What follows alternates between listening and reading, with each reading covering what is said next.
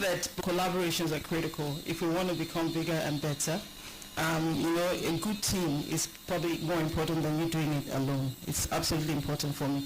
But I think funding for us, like Moses earlier said, is absolutely critical because we can't do the things that we imagine that we want to do because we're limited by funds.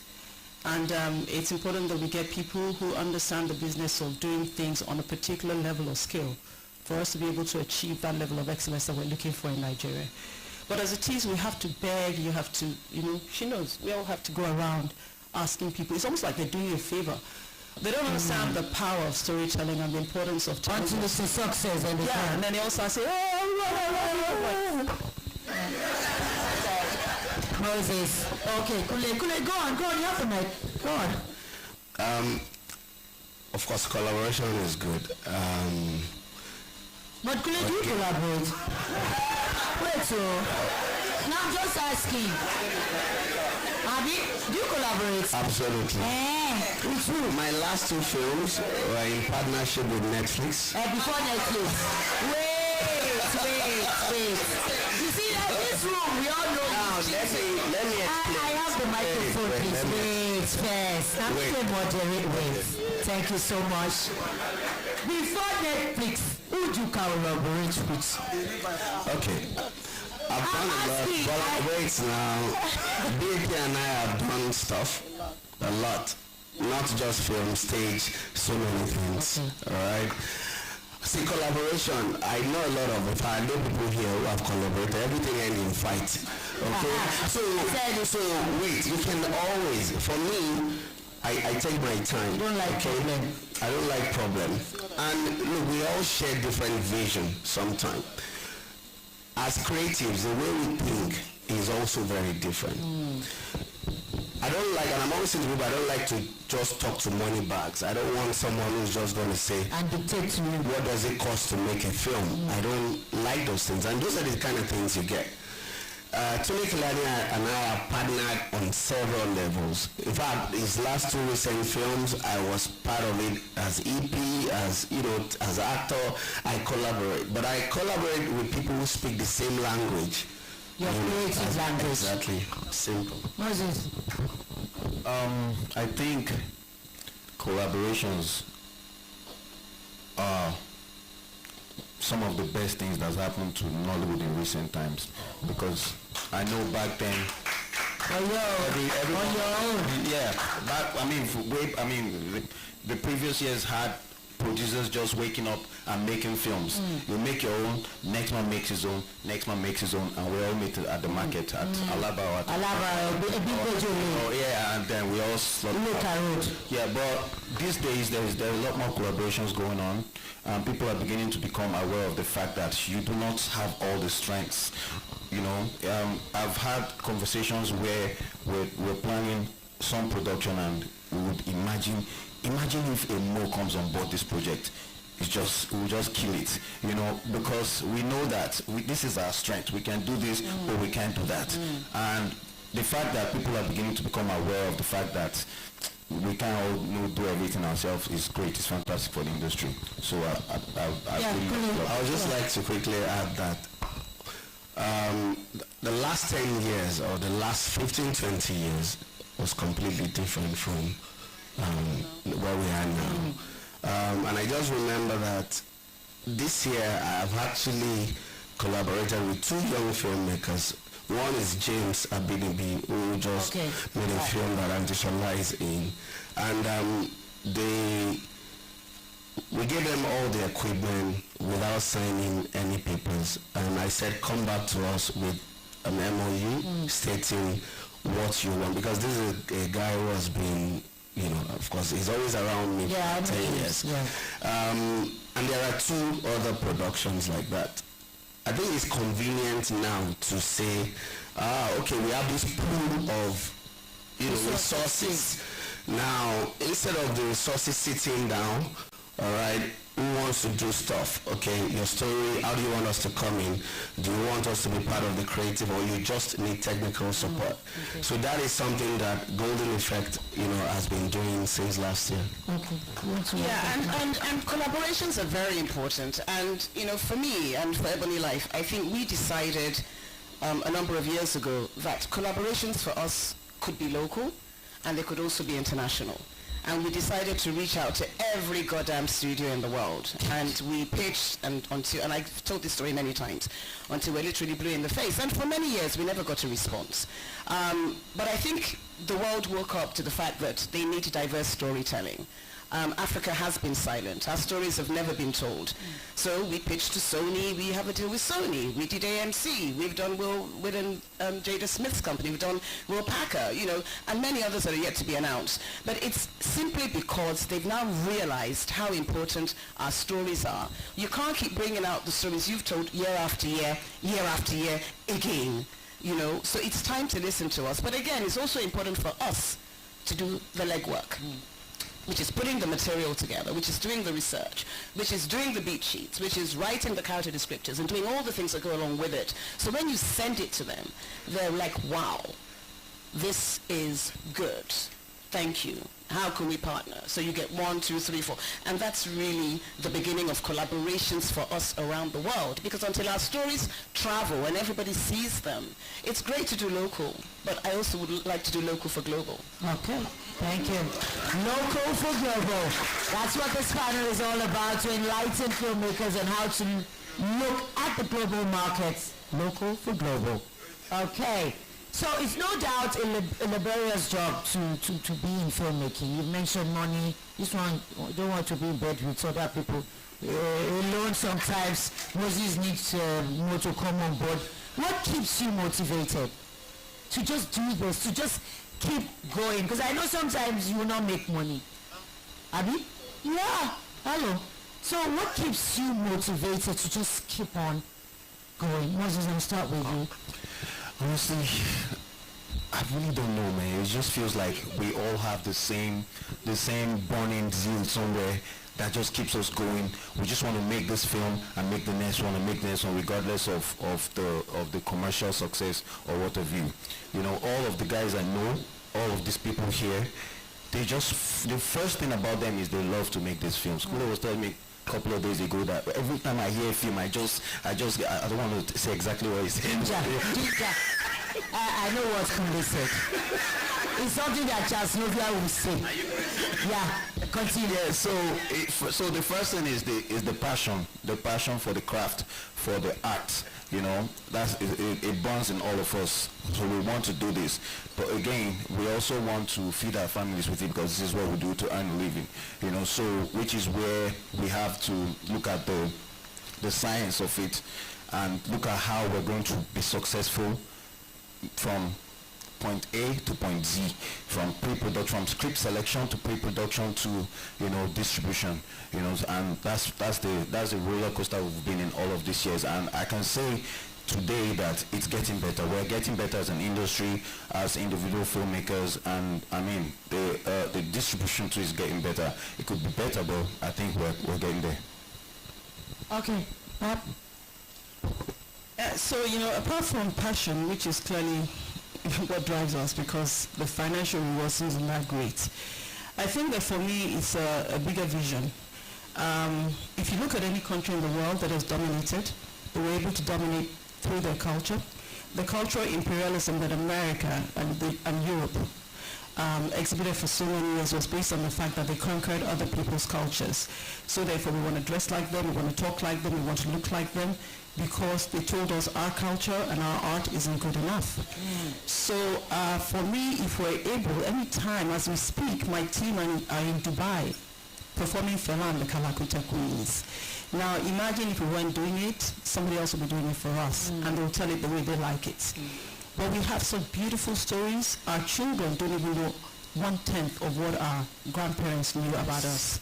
And I think that for as long as we don't know who we are, we probably won't know where we're going. And it's important that we begin to show the world. People didn't know what the Nigerians had a blink factor. They didn't know that people had weddings the way they're doing it. They didn't know all the stories that have come out of October 1. And I think for me that's the most important message. That people begin to understand that we're a rich group of people. Diverse in language, elegant, beautiful, and extremely arty. Kule, Have you forgotten the question? Why? I mean, what keeps you motivated? Are you here because you are thinking of collaboration? What keeps you motivated to do this hard job? Because it ain't easy. Yeah, for me, first is passion. Passion drives me. I mean, all the way. You know.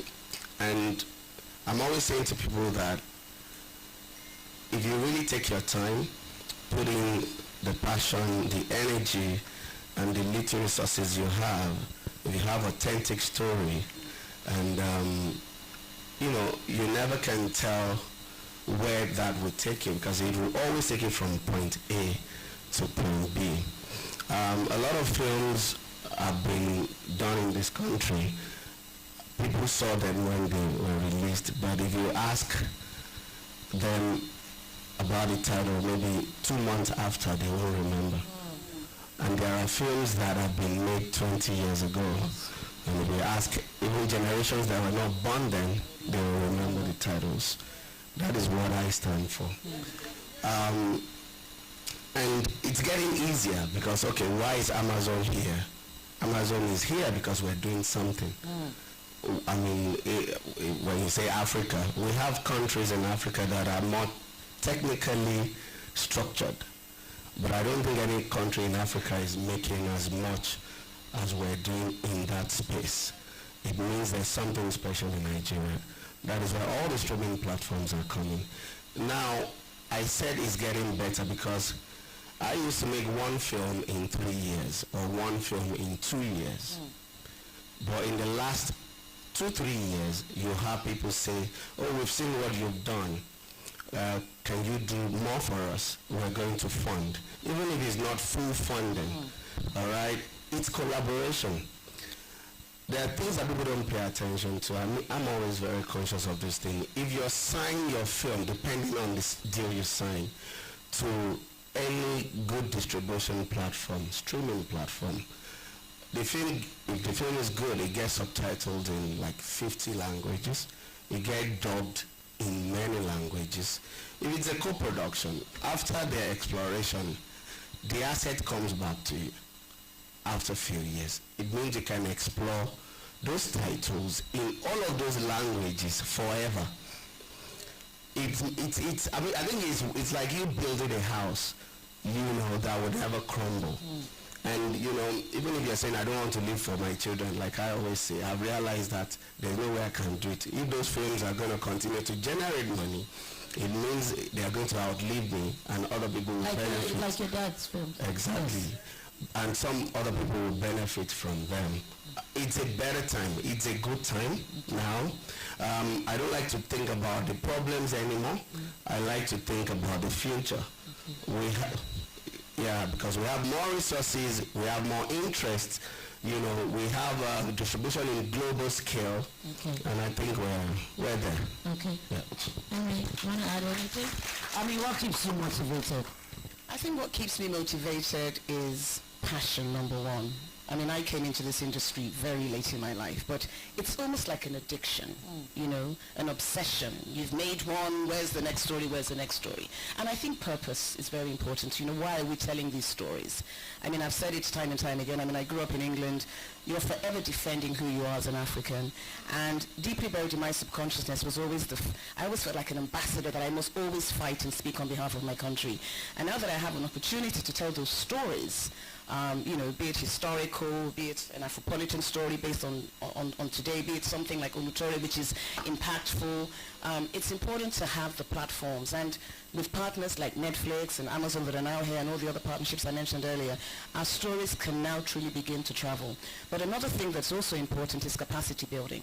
So for me as well, it's because you complain about technical. So what is this answer to that? You know, we've, you know, in partnership with Lagos State, we've created the Ebony Life Creative Academy, where people are being offered training courses. You know, you can come in and learn to be a director, to be a producer, to be a scriptwriter. I mean, one of our actors... Sorry, what happened to my time? It moved from 15 yes, to 29. Okay. It was wrong. So look at an actor like Genevieve. She's now in a major Netflix project. I mean, So the opportunities are endless. Okay. But we all have to work together to... Kule, you want to say something very quickly? Because Okay, no, I was just going to say, mention your own. Mention your own. Let everybody hear. anyways, capacity building, that is what we're talking about. So now we have a school, Cap Film and Television Academy. There you go. And we have just signed a partnership with MasterCard Foundation to train 300,000 students in 3 years. And 40% of these students will have a scholarship throughout the session. Aside that, the school is going to also do the MasterCard one is e-learning. All right, but of course, Cap Academy is going to start physical school in January. We also have Where can you find all this information? Exactly, it's online. Okay. And wait, 1 second. So I want the people to ask you questions as well. Now within you one school, minute. the same space where the school is, it's called Cap Hub. Kule Afline Production Hub. Yeah, are you on Instagram? We're on Instagram. Good then. Cap Cinema, we have a 120-seater cinema. Okay. We have restaurant, we have bar, we have... So come around, and we have a sound stage. Okay. Thank you. Thank you, Bolali. You have terraculture. Everybody say your market. I don't need to tell anybody about terraculture. They know terraculture. You have 1 minute. You know terraculture. So the thing is, capacity building is absolutely critical. Over the past 18 years, we've trained at least, no less than every year, 200 people come through our doors. They learn how to dance, how to act, hair, makeup, etc. So this morphed into an online platform. We've trained 600 students so far with the United States Consulate, and that is going to morph even bigger because we have a larger platform that we're going into. So if you do want to learn anything about all these additional skill sets, the website is there, it's running, it's free. So any student that wants to sign on can sign on to that. So Thank you very much. Moses, any markets to say? Who's the time? Yeah, I mean, I can talk about blockbuster producing. Yeah, but This is an all-encompassing we are talking about capacity building. There's a platform that we're starting. It's called oneonone.ng. It's a mentorship platform. It brings you one-on-one with the one person that you want to sit in front. You know, be it your photograph, the best photographer in the world, the one person you want to mentor you, the filmmaker that you want to be sitting in front, whoever. That's what the platform is for. Brings you one-on-one with them, and that's what we're trying to do. Thank you.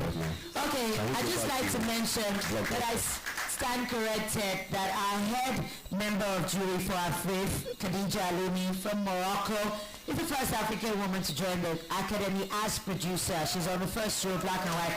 But see, first, go let's draw. Please just give the two women a big round of applause. That's it. It's all about togetherness. Welcome and thank you. Okay, my next question is, last year was a year no one wants to remember. A lot of things happened. The world stood still. We didn't know if we were going to make it to today, but thank God we're all here. The COVID-19 crisis disrupted the global industry, the global film industry. So what are the challenges and the opportunities for the industry beyond the pandemic? Learning lessons from last year, what are the challenges and the opportunities for the industry beyond the pandemic? Well, last year, Hollywood decided to close its doors to filmmaking. And the Nigerian film industry was very brave in that they didn't. I mean, we dealt with it head on. COVID or no COVID, of course, everybody ensured that they were COVID compliant. And what actually kept the cinemas going for a long time was Nollywood. Well, I don't even like the term Nollywood, by the way, but it's fine. But films made in Nigeria is actually what kept the cinemas going until Hollywood opened up recently, and of course it's impacted all of us that have cinemas in that, the turnover's been great. But I think it shows the resilience of Nigerians and the things that we're capable of doing despite the challenges that we face. Because we've dealt with, as look at 93 days. I mean, we've had Ebola, we've had all sorts of disease Yes. that we've had to conquer. So be it the pandemic or whatever, we dealt with it, and it didn't stop us from going out and making our projects. Okay. Yeah. Moses, I think challenges and opportunities for the opportunities industry I'd like to talk about. beyond the pandemic. Yes, the opportunities that it presented to our industry is first, I think all of the streaming platforms are big beneficiaries of the pandemic, because it sort of pushed them 5 years ahead, by their subscription numbers, by their streaming numbers and all that. The streaming industry is now very huge. A lot more attention is being given to that, that industry, and a lot of people are beginning to stream movies rather than go to the cinemas. People are still not, they're still not Comfortable going to the cinema. to physical cinemas, and there's still a lot of people that are still uncomfortable with going to the traditional cinemas. So the streaming industry is doing well for it, and we are trying to key in as filmmakers to take advantage of the opportunity to create more content for the streaming platforms. I think the pandemic really helped to, help the mind of cinema goers and also the exhibitors. Okay. Because before now, most of the cinemas will, of course, the Hollywood big blockbusters will always have very good timing. Yes, as opposed to our films. But in the last 1 year, 1.5 years, when you go to cinemas, you only see all Nigerian films. People are forced to watch those, because some people go there not with the mind of seeing a particular film. No, they will tell you. They will just say, oh, I don't watch Nigerian film. But now, we forced it down their throat. And people are loving it. So I think that is a very good opportunity, that has, And of course, some people, while shops in Hollywood and all of that closed, we were making film, because we've shot 2 films, but third one within the pandemic thing. So it's really, it was good, it was bad, but at least we're alive. So. I think that pandemic was very good for the industry in a way, because it was that time that a lot of us were forced to look inwards. Prior to that, all of us felt communal mingling was always going to be the case, but it taught us that we might need to live outside of one another. So we had to re-strategize how we were doing business. So for us at BAP Productions, as an example, all our stage plays, we had to start converting them into recorded form.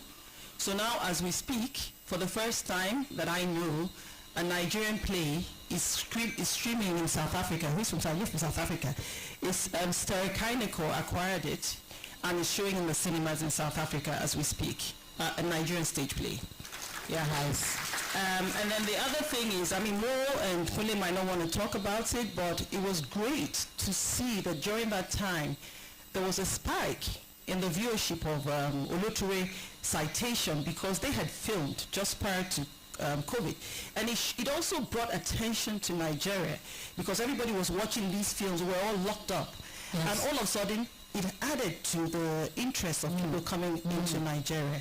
And in that time, we shot 2 films. One of them is the closing film for the festival, and also we shot Man of God, and we're doing the third. So it opened our minds to the fact that everything has to be recorded. And that was when we created the school. So it was a good time, and it was a bad time, obviously, for those who lost lives and livelihood. Okay, yeah. I just wanted to add that it was also a great time to develop. Great time to think about story, develop story, create characters. We did a lot of development in that time, and we pitched like hell, and it was zoomed out literally all the time. So it was also good for that, yeah. Okay, I have 2 more questions before I throw it up to the audience, and I'm going to time you people. Now I'm very strict on timing. Yes. What advice would you give to aspiring filmmakers on making a blockbuster, on making the movie that will make them that huge commercial success? What advice would you give to them? Moses, you can go. First of all, we all know that every filmmaker has a choosing path. You have your ideals what kind of films you want to make. You want your personality, sometimes you want your personality to reflect in the films that you make. Now, making a blockbuster film, or trying to make one, is a different ball game. In the words of the best rapper alive, Eminem, lose yourself. You have to lose yourself if you want to make a blockbuster. Some of those things that you like. I have a friend that likes to make horror films. In this our climb, horror films hardly make blockbusters. You know, not a lot of people like to go to cinemas because there's a lot of horror going on in our real life. Okay. So I advised him. I said, you know what? Try and look for a way to fuse what you want to do with what people. I mean, by the definition of blockbuster, commercial success, a big thing, in terms of film, music and all that, something big. You cannot go big without the audience. They're the ones that determine whether it becomes big or not. So if you want to end your film to end up being a blockbuster, then you have to focus on the audience and what they want. A lot more than yourself. So I mean, from your story to some of the elements that you're going to involve in the film. It's not